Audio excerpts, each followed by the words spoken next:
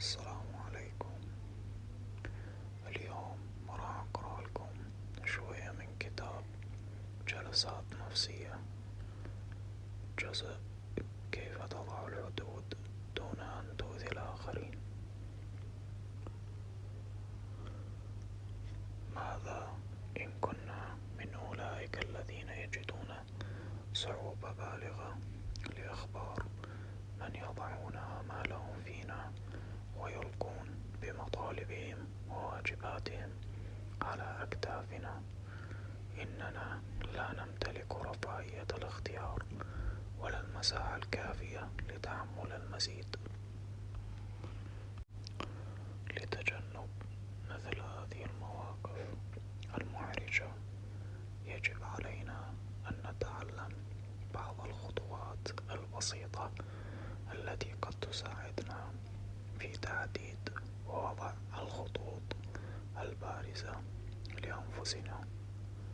مساحة محرمة لا يحق لأحد ولا حتى نفسك أن تتخطى حرمها احتراما لنفس وهب الله لك وتقديرا لذات لديها ما يكفي من الهموم والمسؤوليات، فتتخلص من عبء نفسي يثقل خطاك ويؤخر إنجازاتك حتى الصغير منها. هيا بنا لنتعلم كيف نضع تلك الحدود. أولى خطوات حل تلك الإشكالية تبدأ من معرفة أسبابها، وفي رأيي فإن سبب تلك المشكلة تحديدا هو الخوف من أن تكون الشخص السيء حاد الطباع في رواية أحدهم، الخوف من أن تكون شخصا عدوانيا. لذلك يجب أن نعرف ما هو الفرق بين الإساءة لمن نحب بالعدوانية، وحقنا في تعديد العلاقات بما يناسب مساحتنا ومطالبنا أولا.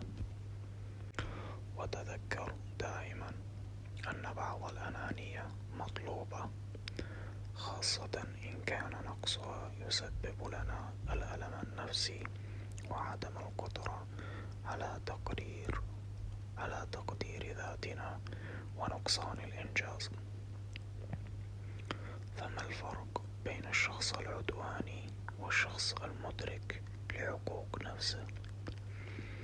الشخص العدواني دائما ما يصب الشخص العدواني تركيزه على الفوز بالمواقف والنقاشات بغض النظر عن كونه محقا أم لا. فيجب أن يعرف الطرف الذي يواجهه دائما أنه هو الخاسر، فدائما ما ينتهي بالخسارة وفقدان الحقوق أمام الآخر العدواني. الشخصية العازمة. أما الشخص الذي يرغب فقط في رسم حدوده الشخصية وممارسة حياته بلا ضغط نفسي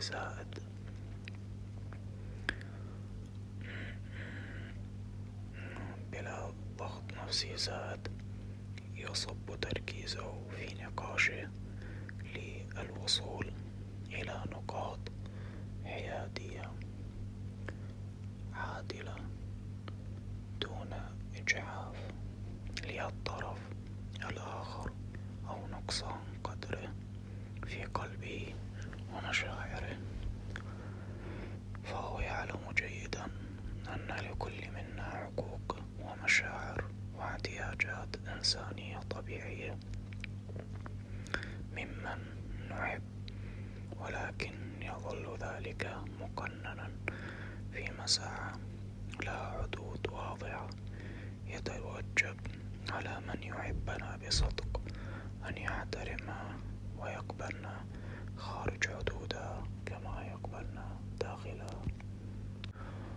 فصل آخر بعنوان مقنع أكثر 8 مرات.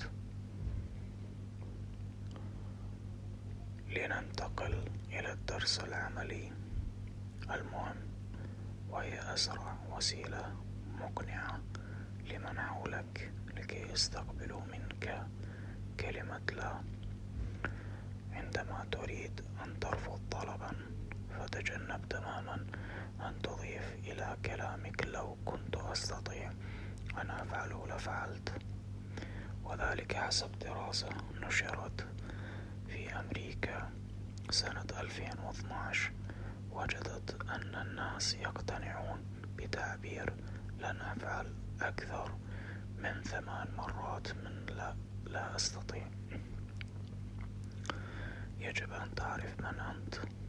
في أغلب الأحيان فإن عدستك المكبرة وضعتك في تصنيف الانتهازيين العدوانيين عادي الطباع أكثر بكثير مما يراك الناس بعدستهم، وذلك طبقا لدراسة نشرت عام 2014 في نشرة الشخصية وعلم النفس الاجتماعي، أن العديد من الأشخاص الذين شعروا أنهم كانوا انتهازيين بشكل مفرط تم تصنيفهم في الواقع على أنهم حازمون بشكل مناسب من قبل زملائهم المشاركين. وعلى العكس فإن العديد من المشاركين المفرطين في عدوانيتهم يرون أنفسهم معتدلين، وقد وجدت الدراسة نفسها أن 64% من المشاركين مفرطي الحزم والعدوانية قد رأوا في أنفسهم أنهم غير حازمين بالقدر الكافي مع زملائهم. لذلك ربما يكون من الحكمة أن تسأل بعض الأصدقاء المقربين الموثوق بهم عن مرآتك وكيف تتعامل أنت معهم، فإن كان قد تملكك الخوف من أن تبدو انتهازيا ففكر في إمكانية أن تبدو واثقا ببساطة. الفصل الآخر: الوزنة المثالية. لو أن أحدا قد أبدى لك رغبته في طلب ما أنت لا تريد أن تفعله، مثلا أن تلغي خططك الليلة لتساعده في النقل من منزله الحالي، كيف ترسم خطا لصالحك دون أن تبدو ضعيفا أو عدائيا جدا. فكن دائما من يبدو أنه يفوز بالمناقشة. سنعرف كيف نفعل ذلك بعد قليل. اجعل هدفك أن ينتهي الأمر بالطرفين إلى الشعور بالرضا بشكل معقول. أنت تفوز وأنا أفوز، واعلم أنه للحفاظ على مستوى التوتر الذهني منخفضا فإن الاستجابة الحازمة هي أفضل خيار. الشخص الحازم: أنت تفوز وأنا أفوز. مثلا: آسف، أود أن أساعدك حقا لكن الأمر مستحيل هذه الليلة. وبذلك قد رسمت خطوطا مرضية للطرفين. الشخص العدواني: أنا أفوز وأنت تخسر. مثلا: أتمازعني؟ ليس بعد هذا اليوم العصيب الذي رأيت. وبذلك قد آذيت الطرف الآخر، وربما تفقد المساندة منهم بعد ذلك في المستقبل. تدريب عملي. إن كنت تشعر أنك تستطيع أن تجعل حزمك أفضل وأكثر واقعية، فما هي الخطوات التي سنتبعها؟ أولا، ابدأ بالمواقف الصغيرة. بدايتك بالمواقف البسيطة كتدريب مبدئي سيجعلك الأمر أكثر سهولة في التعاطي بعد ذلك مع المواقف المعقدة.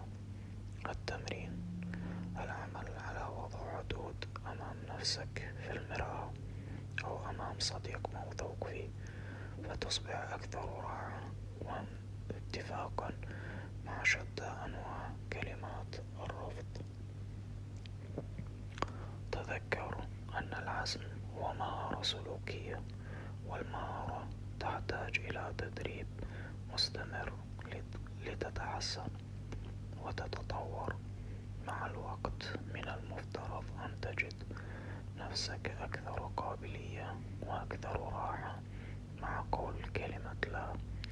والهدف تلك الكلمة هي أن تزيل من على قلبك الإرهاق النفسي وضغط التفكير والشعور بعدم الراحة والمواقف غير المرغوب فيها والقلق الدائم من كونك حازما عندما يتخطى من حولك حدودك ومساحتك الشخصية. قلها بشكل صحيح: ما هو المفتاح للرد الحازم المثالي؟ تذكر دائما أن العبارات الضعيفة تبدو وكأنك تحتاج إلى الإقناع. يجب أن تكون عباراتك قوية مهذبة وغير قابلة للتفاوض. فعند رسم الحدود التزم بالعبارات القوية.